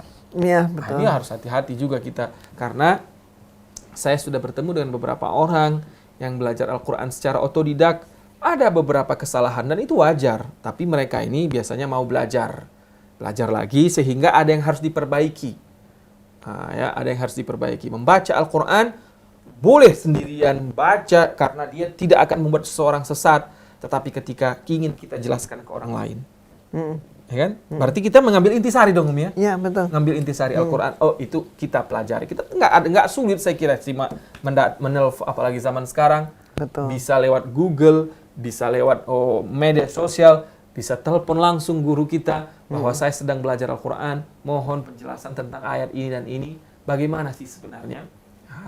Atau sekarang yang punya keahlian berbahasa Arab, ada tafsir Ibnu Katsir, ada tafsir Jalalain, ada tafsir Sawi, ada banyak tafsir yang bisa kita jadikan panduan untuk kita memahami Al-Quran lebih dalam lagi, sehingga kehati-hatian kita muncul ketika ingin menyampaikan beberapa ajaran dari Allah Subhanahu Wa Taala. Waduh, saya kira luar biasa hari ini yang kita bicarakan. Akhirnya kita tahu ya bahwa kita tidak percaya dengan Injil yang ada sekarang bukan karena egois. Bukan karena egois, bukan karena kebencian bukan. Tapi ilmiah sudah ini kan. Iya. Kalau udah dibuktikan tadi. Saya kira ini apalagi kita menyampaikannya secara terbuka, boleh diprotes oleh siapa saja. Boleh kita diskusikan, kita cari benar nggak yang kita sampaikan di barusan. Sehingga tidak muncul kita seperti orang yang membenci tanpa syarat, tanpa alasan. Kita tidak terima kitab suci di luar agama Islam karena kita sudah pelajari ternyata tidak tepat, tidak suci, tidak ada, bahkan mungkin kalau Umi lebih bahas nanti bahkan bisa terjadi ada kebohongan di cerita itu. Oh, banyak. Banyak sekali mungkin. Banyak sekali. Dan Umi sebenarnya kalau kita bahas inilah Ustaz bulan depan atau apa kita bahas lagi, itu nanti Umi akan munculkan para peneliti mereka sendiri sudah menyatakan, peneliti Bible sendiri, ahli Bible sudah menyatakan, misalnya dalam The Jesus Seminar, bahwa ucapan Nabi Isa alaihissalam yang mereka sebut Tuhan Yesus itu hanya ada 17% saja. Yang ada di kitab suci. Iya. 17% saja. Ya Allah. Sedikit sekali. Jadi nggak berbicara tentang ucapan firman Allah ya. Ini ucapan Yesusnya dulu. Ucapan Yesusnya dulu nih. Belum firman Allah ya. Mungkin kalau firman Allahnya beneran nanti bisa berapa persen lagi tuh ya. Itu dia. Jadi ucapan Yesus itu hanya 17% saja. Bukunya ada. Gitu ya. Hanya 17% saja. Lah kalau itu 17% terus kemudian firman Allah yang mana nih? Berapa persen? Iya, yang dari 17% itu saya tanya. Yang dari 17% yang diakuisisi sebagai perkataannya Isa, ada nggak itu di situ perkataan Tuhan? Tuh. Jadi 83% itu bukan ucapan Nabi Isa. Berarti harus dibuang itu. Bukan dibuang sih, ini karya tulisnya Yohanes itu kan harus jujur harusnya. Dan maaf itu para ahli gereja udah ngakuin mereka. Nanti kita angkat bulan depan. Boleh. Siapa aja ngakuin, terus ngakuinnya kayak apa gitu ya. Terus kita lebih ke dalam lagi. Terus para penulis itu siapa mereka? Menulisnya tahun berapa mereka? Terus kemudian mana ayat-ayat yang diubah? Oh, banyak banget. Maka mohon maaf Ustadz. Mohon maaf. Ahli kitab. Iya. Ini sehubungan dengan ayat Allah bahwa masih sampai hari ini ada orang yang mengatakan bahwa nikah beda agama. Kalau yang Islam itu laki-laki, Kristen ahli kitab itu boleh. Pertanyaannya, ini yang ahli kitab ini yang mana? Gitu. Nggak bisa kalau ahli kitab yang sekarang kayaknya udah nggak bisa lah. Nggak ada kan? Oke, itu pertama Ustaz. Dan yang kedua, sebenarnya dengan telaah ini kita akan semakin jelas. Maaf, bahwa ya Nasrani itu tidak identik dengan Kristen. Kalau Kristen jelas tidak sama dengan Nasrani. Jadi Nasrani tidak identik dengan Kristen, kalau Kristen jelas tidak sama dengan Nasrani. Gitu? Ya. Ya sebenarnya sama mereka kan Nasrani, kenapa jadi Kristen pula ya? Nah Kristen itu mulai kapan? Ada dalam Bible. Penyebutan Kristen itu adalah tahun 40. Ketika apa? Ketika Nabi Isa alaihissalam mengalami bahaya, terus masuk nih. Ini mengulang kembali bagaimana, mohon maaf, ceritanya Nabi Musa alaihissalam dengan Samiri. Oh. Jadi Nabi Musa alaihissalam itu kan pamit kepada Bani Israel, ya. Untuk menerima perintah Allah, naik ke Bukit Turzina kan itu. Tapi di bawah ini kan sudah dibuat keruh. Begitu ditinggalkan kan mulai muncul nih si provokator nih. Yeah. Oh, Nabi Musa nggak bakalan turun lagi, nggak bisa dipenuhi ini. Paling sudah diterkam sama serigala gurun atau apa. Terus dia udah lari, nih macam-macam kan. Sehingga panik nih, masa panik. Dalam keadaan masa panik, maka kemudian kita ingat kan secara psikologi, kalau orang panik, yang didengar siapa? Ya, yang didengar adalah orang yang paling berani, paling banyak berbicara. Siapa? Samiri. Samiri dijadikan pemimpin, penggantinya Nabi Musa. Samiri setelah dikukuhkan jadi pemimpin, rame-rame gitu, ditunjuk pemimpin, dia bilang, oke, sekarang Tuhan kita siapa? Nah, mungkin dong pakai Tuhannya Musa. Musanya aja kabur, apalagi Tuhannya gitu kan. Ya, oke. Nah, terus gimana dong? Pak pemimpin, ketua ya istilahnya sekarang ya. Ketua, bagaimana ketua kan gitu nih. Bagaimana ini? Nah, oke, kita pilih pemimpin aja sendiri. Ya, oke, setuju. Milih Tuhan sendiri. Jadi Tuhan yang kita inginkan gitu kan. Tuhan yang gagah perkasa gitu ya. Nah. Terus gimana? Dikumpulin mas-mas kaum perempuan kan. Terus kemudian dilebur. Dibentuklah patung anak sapi. Diganti itu. Allah digantikan dengan patungnya anak sapi. Itu disembah menggantikan Allah Subhanahu wa ta'ala. Kurang ingkar kayak apa? Betul.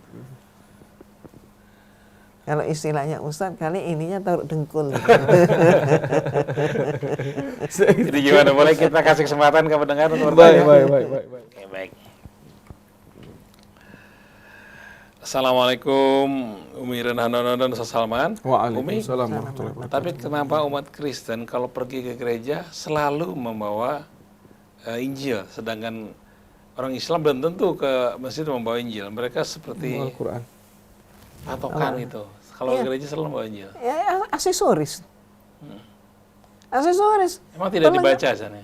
Yang ngapain dibaca? Mereka di gereja juga ada sudah dibagikan lembarannya. Hari ini adalah katakanlah minggu pertama. Ya. Doa pembukaan titik 2 apa gitu kan, terus iringan musik masuk gitu kan, nyanyian kur gitu kan, terus kemudian doa persembahan, bacaannya apa, itu semua sudah ada, sampai kemudian epistola, terus habis itu untuk Injilnya apa gitu kan, sampai doa penutup, sampai nyanyiannya ada semua di situ. Ngapain mau dibawa? Tapi kan keren gitu loh Pak Krisna, kalau bawa itu keren.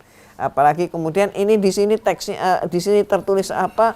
Oh, di sini ini tertulis misalnya Injil Lukas ayat pasal 21 ayat 5.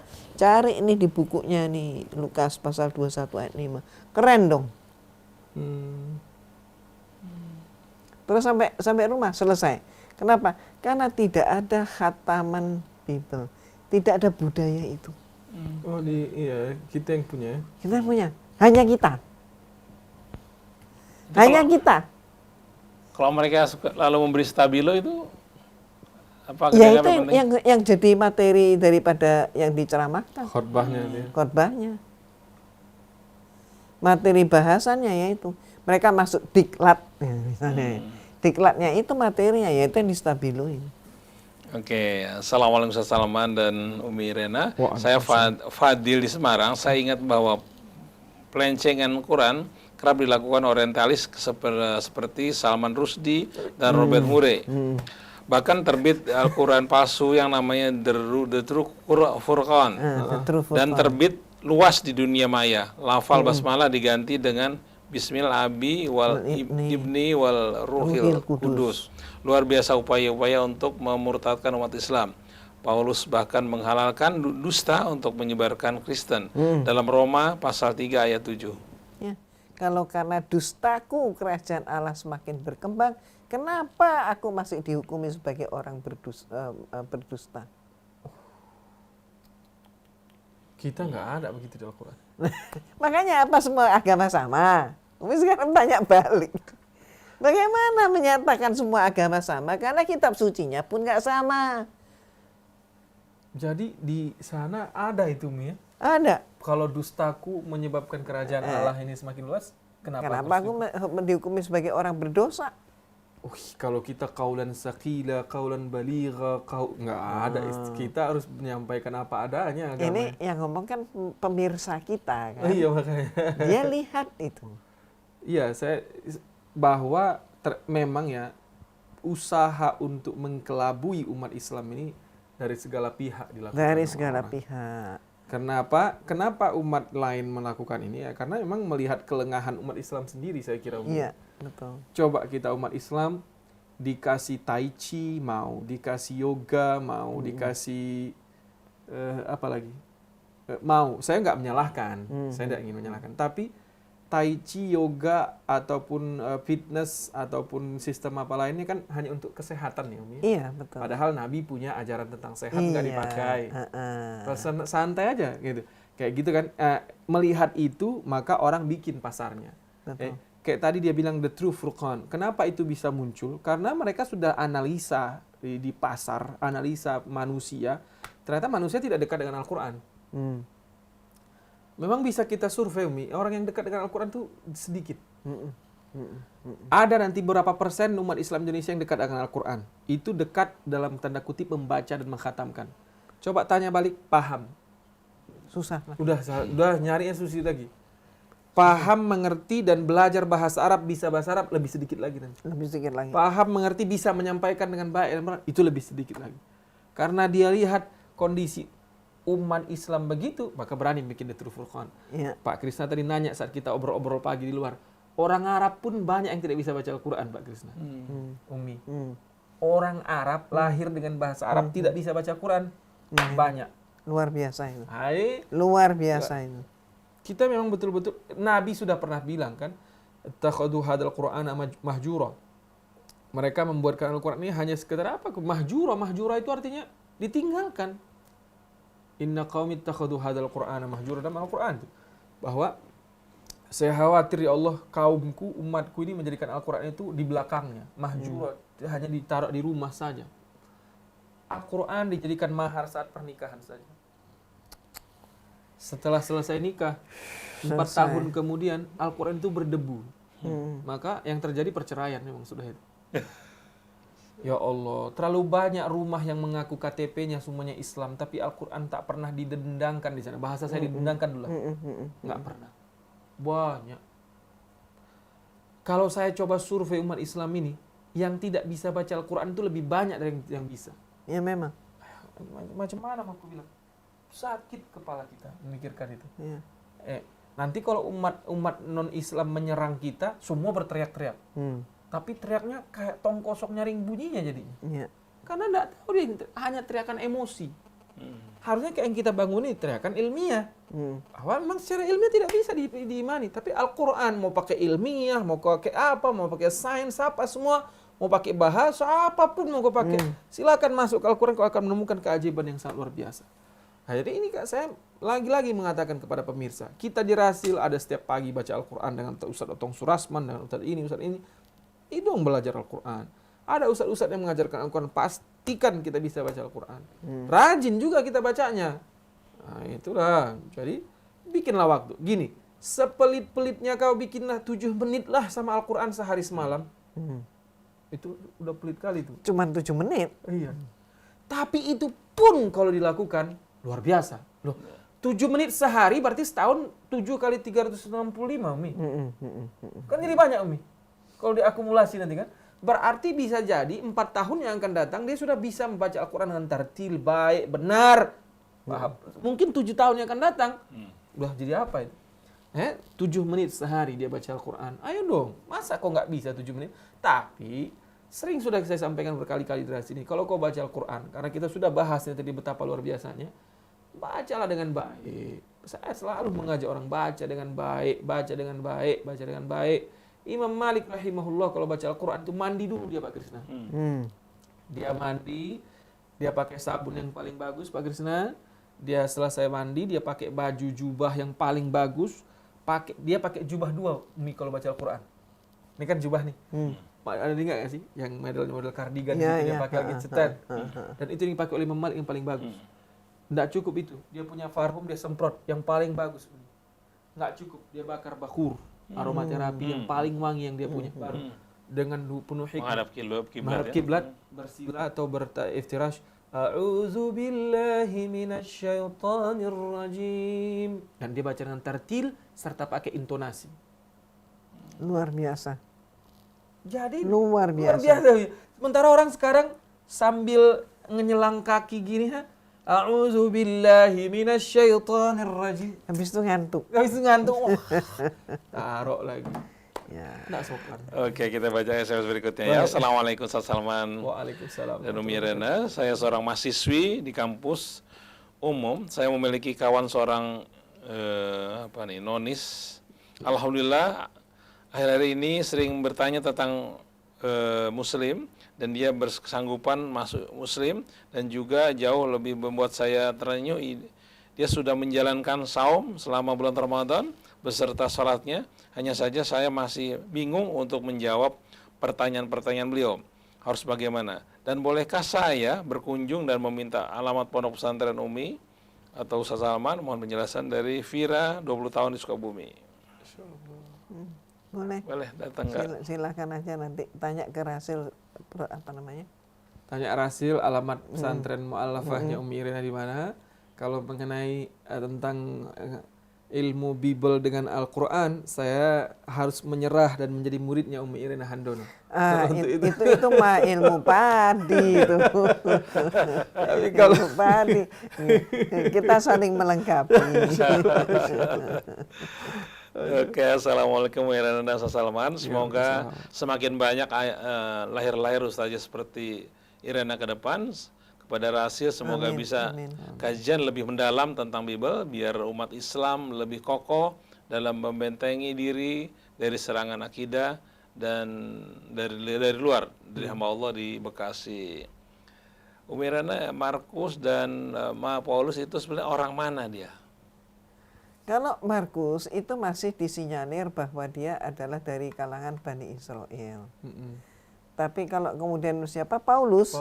Nah, Paulus itu bapaknya Paulus itu Romawi, ibunya Paulus itu Yahudi. Nah, jadi Blasteran. Jadi Paulus itu memang hidup di atas dua alam, dua pijakan.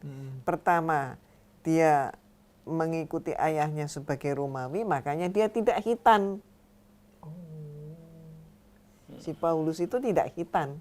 Karena ngikut tradisi Romawi. Karena ngikutin tradisi Romawi. Terus oleh orang Kristen dianggap itu tradisi Kristen. Gitu. Persis. Padahal ayat khitan ada, Nabi Isa-nya khitan. Jadi yang disebut Tuhan Yesusnya khitan, 8 hari dia khitan. Nah, kenapa orang Kristen nggak khitan gitu kan? Tapi akhir-akhir ini mereka menyadari karena dari kedokteran manfaat khitan itu demikian besarnya, sehingga diam-diam tanpa rame-rame mereka menghitankan dirinya. Banyak ya? Banyak. Makanya jangan heran kalau ada orang sudah 60 tahun khitannya. Ya ayatnya. Dan Paulus ini memang pembohong. Jadi ketika dia ditanya sama muridnya, kenapa Yesus khitan, kamu nggak khitan gitu kan? Karena kamu menyatakan kamu ditunjuk sebagai pengganti Yesus, gitu kan? Nah kemudian kenapa kamu nggak khitan?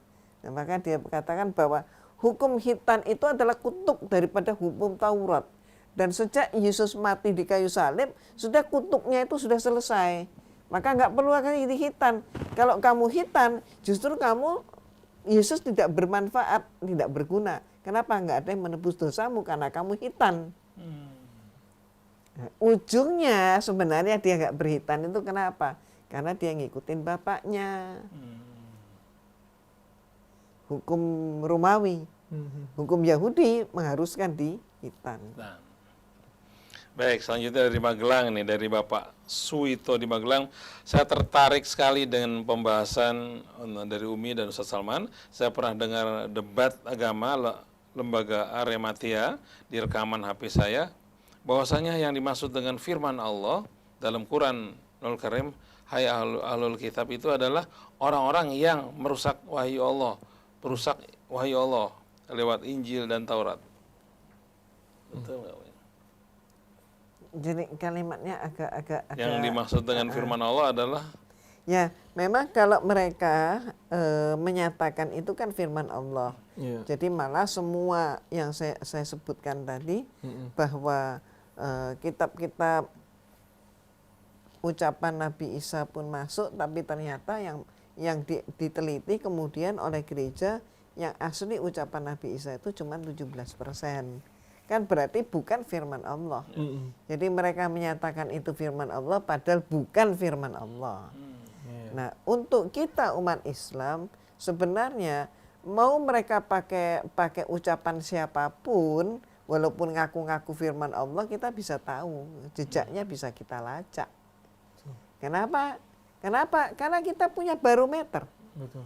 Nah, barometer kita apa? Ya kitab suci Al-Qur'an. Ini bagi kita sih mudah mengukurnya. Dan kemudian kalau ukuran untuk kalangan mereka sendiri, mereka bisa kemudian melakukan pendekatan dengan cara membandingkan antar ayat dengan ayat. Ketahuan nanti. Oke. Assalamualaikum Irena Andono, semoga selalu sehat. Umi, apakah Irena Center ada kaderisasi untuk meneruskan ilmu kristologi? Karena ilmu ini sangat penting. Ya, insya Allah sampai dengan saat ini sudah ada 104 angkatan. Namun kembali lagi, kita ini jumlahnya senegara ini berapa ini? Berapa? 200 sekian juta. 80 juta atau berapa ya? Iya. Masih sangat langka berarti. Masih sangat sedikit.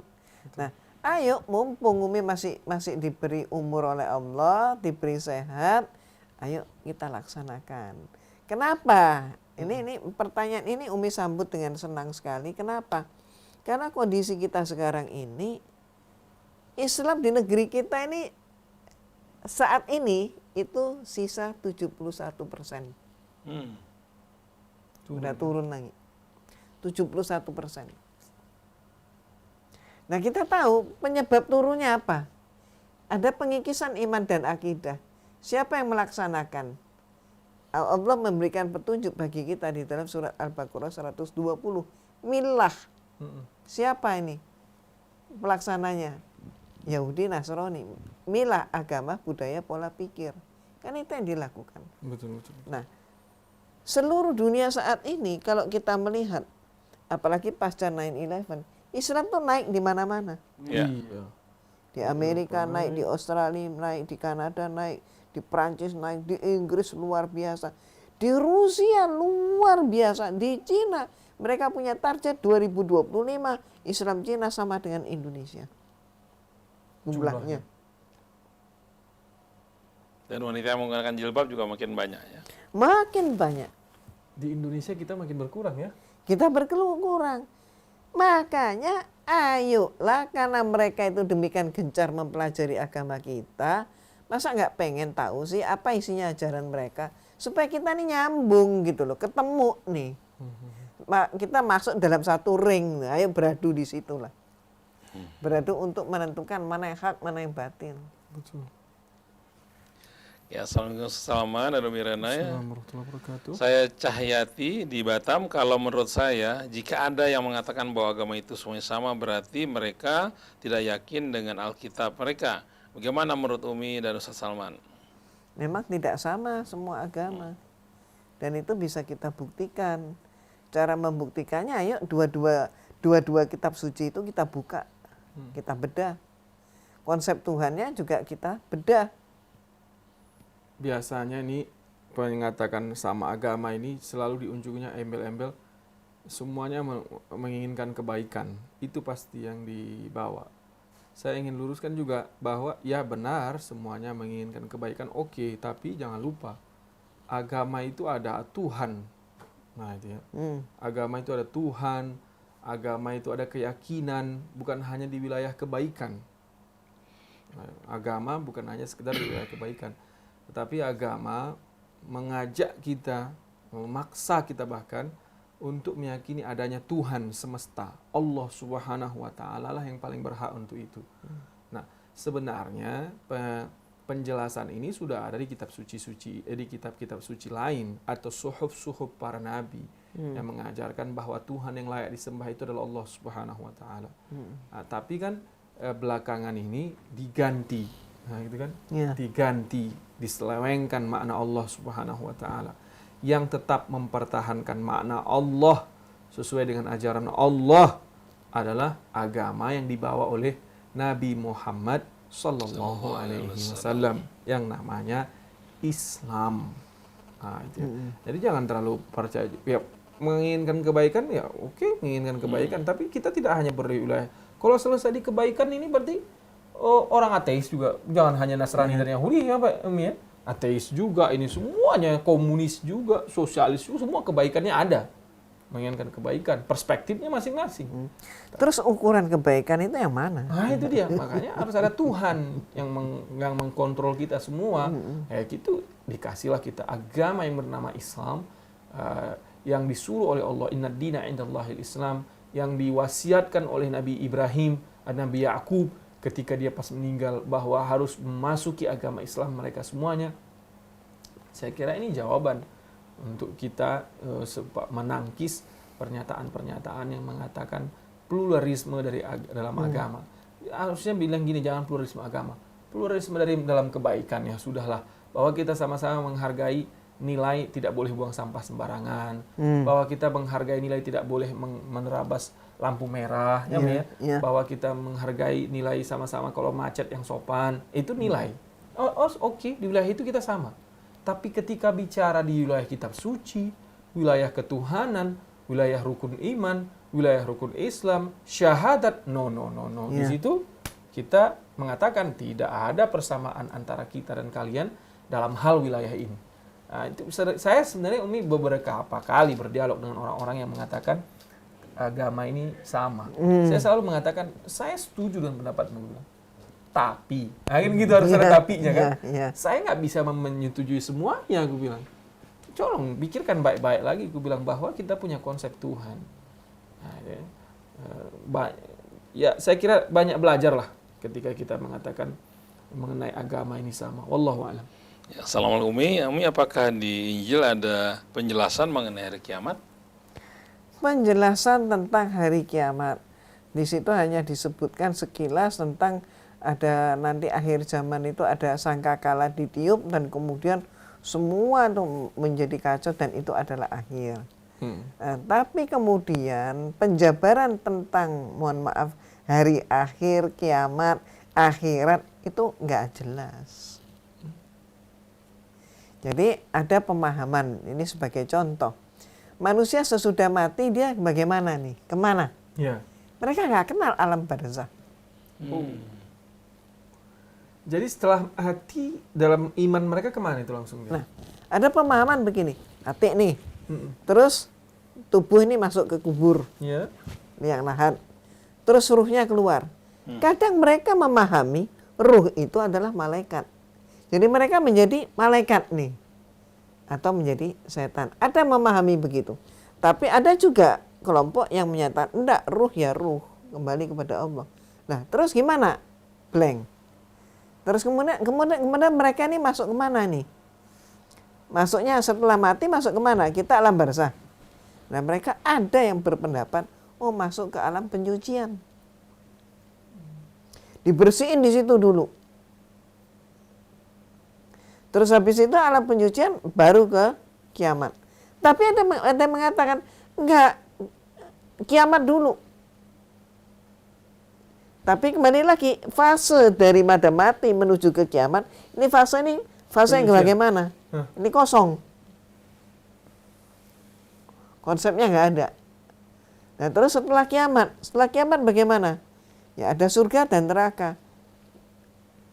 Nah, disinilah orang Kristen menyatakan, pokoknya mengakui Yesus, semua mereka ke surga. Oh, dia pezina mau apa? Nggak peduli. Baik. Oke, assalamualaikum. Tertarik kita belajar lagi nih. Ustadz Rasil, masalah hitan, malah di kampung saya ada anak Kristiani yang sudah dihitan, ada syukuran segala dan mengundang warga. Ya, berarti karena syukuran pakai ayat zaman perjanjian lama dulu. Jadi bukan ayatnya Paulus yang dipakai itu. Jadi ayatnya ayat perjanjian lama. Oh gitu. Yang mengatakan bahwa ada khitan. Yang mengatakan ada khitan.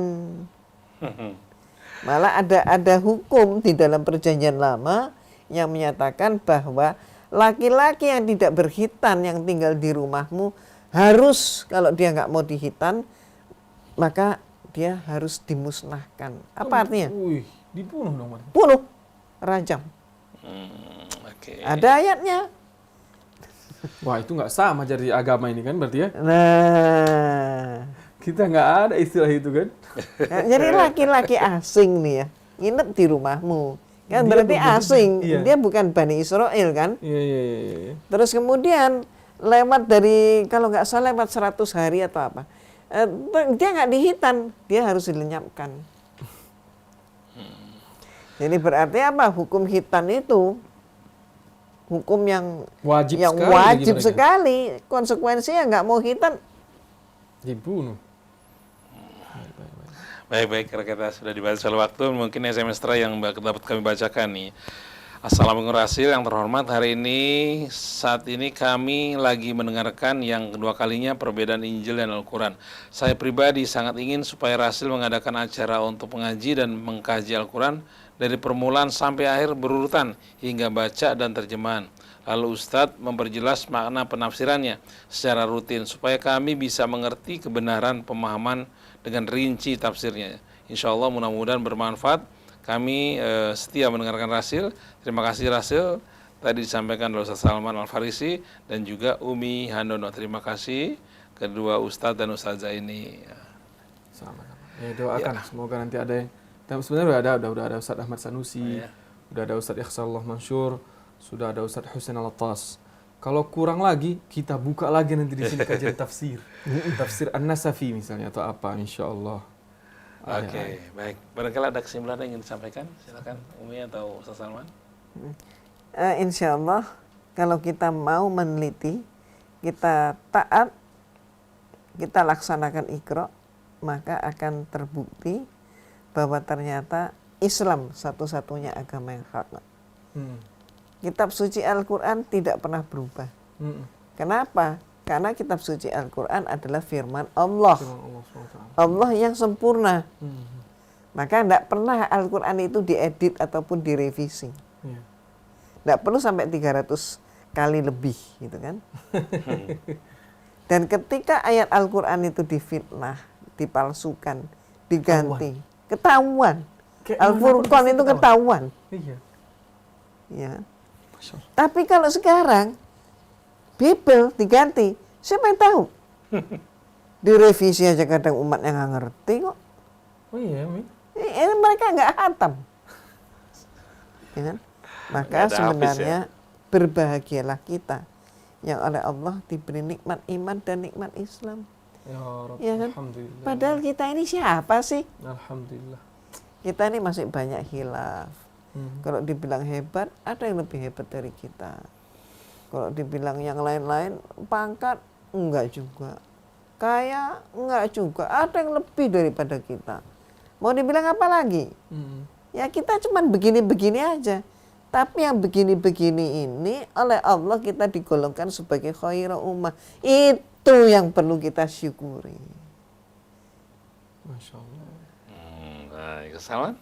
Ya, saya dari mendengarkan kajian kita hari ini mengajak pemirsa lah untuk lebih banyak belajar dan belajar. Jangan berhenti belajar sampai kapanpun, terus belajar. Belajar dari Al-Quran, belajar dari hadis, belajar dari Bible, sehingga kita mengetahui supaya iman kita tidak mudah kayak kapas yang terbang di bawah angin. Kemana angin berhembus, ke situ dia pergi kan? Iya, Nah, bahaya itu. Bahaya. Kita adalah seorang nakhoda yang menentukan kemana kapal kita berlayar. Nah gitu kan? Iya. Nah kan gitu ya. Jadi Iya. kita hati-hati. Apa yang bisa membuat kita sebagai nakhoda? Ilmu pengetahuan. Iqra. Nah itu lagi ya. Baca, dan baca. Ini saja mungkin dari kami. Lebih dan kurangnya mohon maaf. Yang bermanfaat, yang baik itu datang dari Allah SWT. Jika ada yang tidak baik itu datang dari kami karena kebodohan kami sendiri dan kekurangan ilmu kami sendiri. Wabillahi taufiq wal hidayah. Mohon maaf atas semua yang salah. Assalamualaikum warahmatullahi wabarakatuh. Baik, terima kasih Ustaz Salman Al-Farisi juga Umi Rana Hanono. Kita jumpa lagi dalam Dialog Jumat bersama Ustaz Salman Al-Farisi dan juga Ustazah Umi Irana Handono.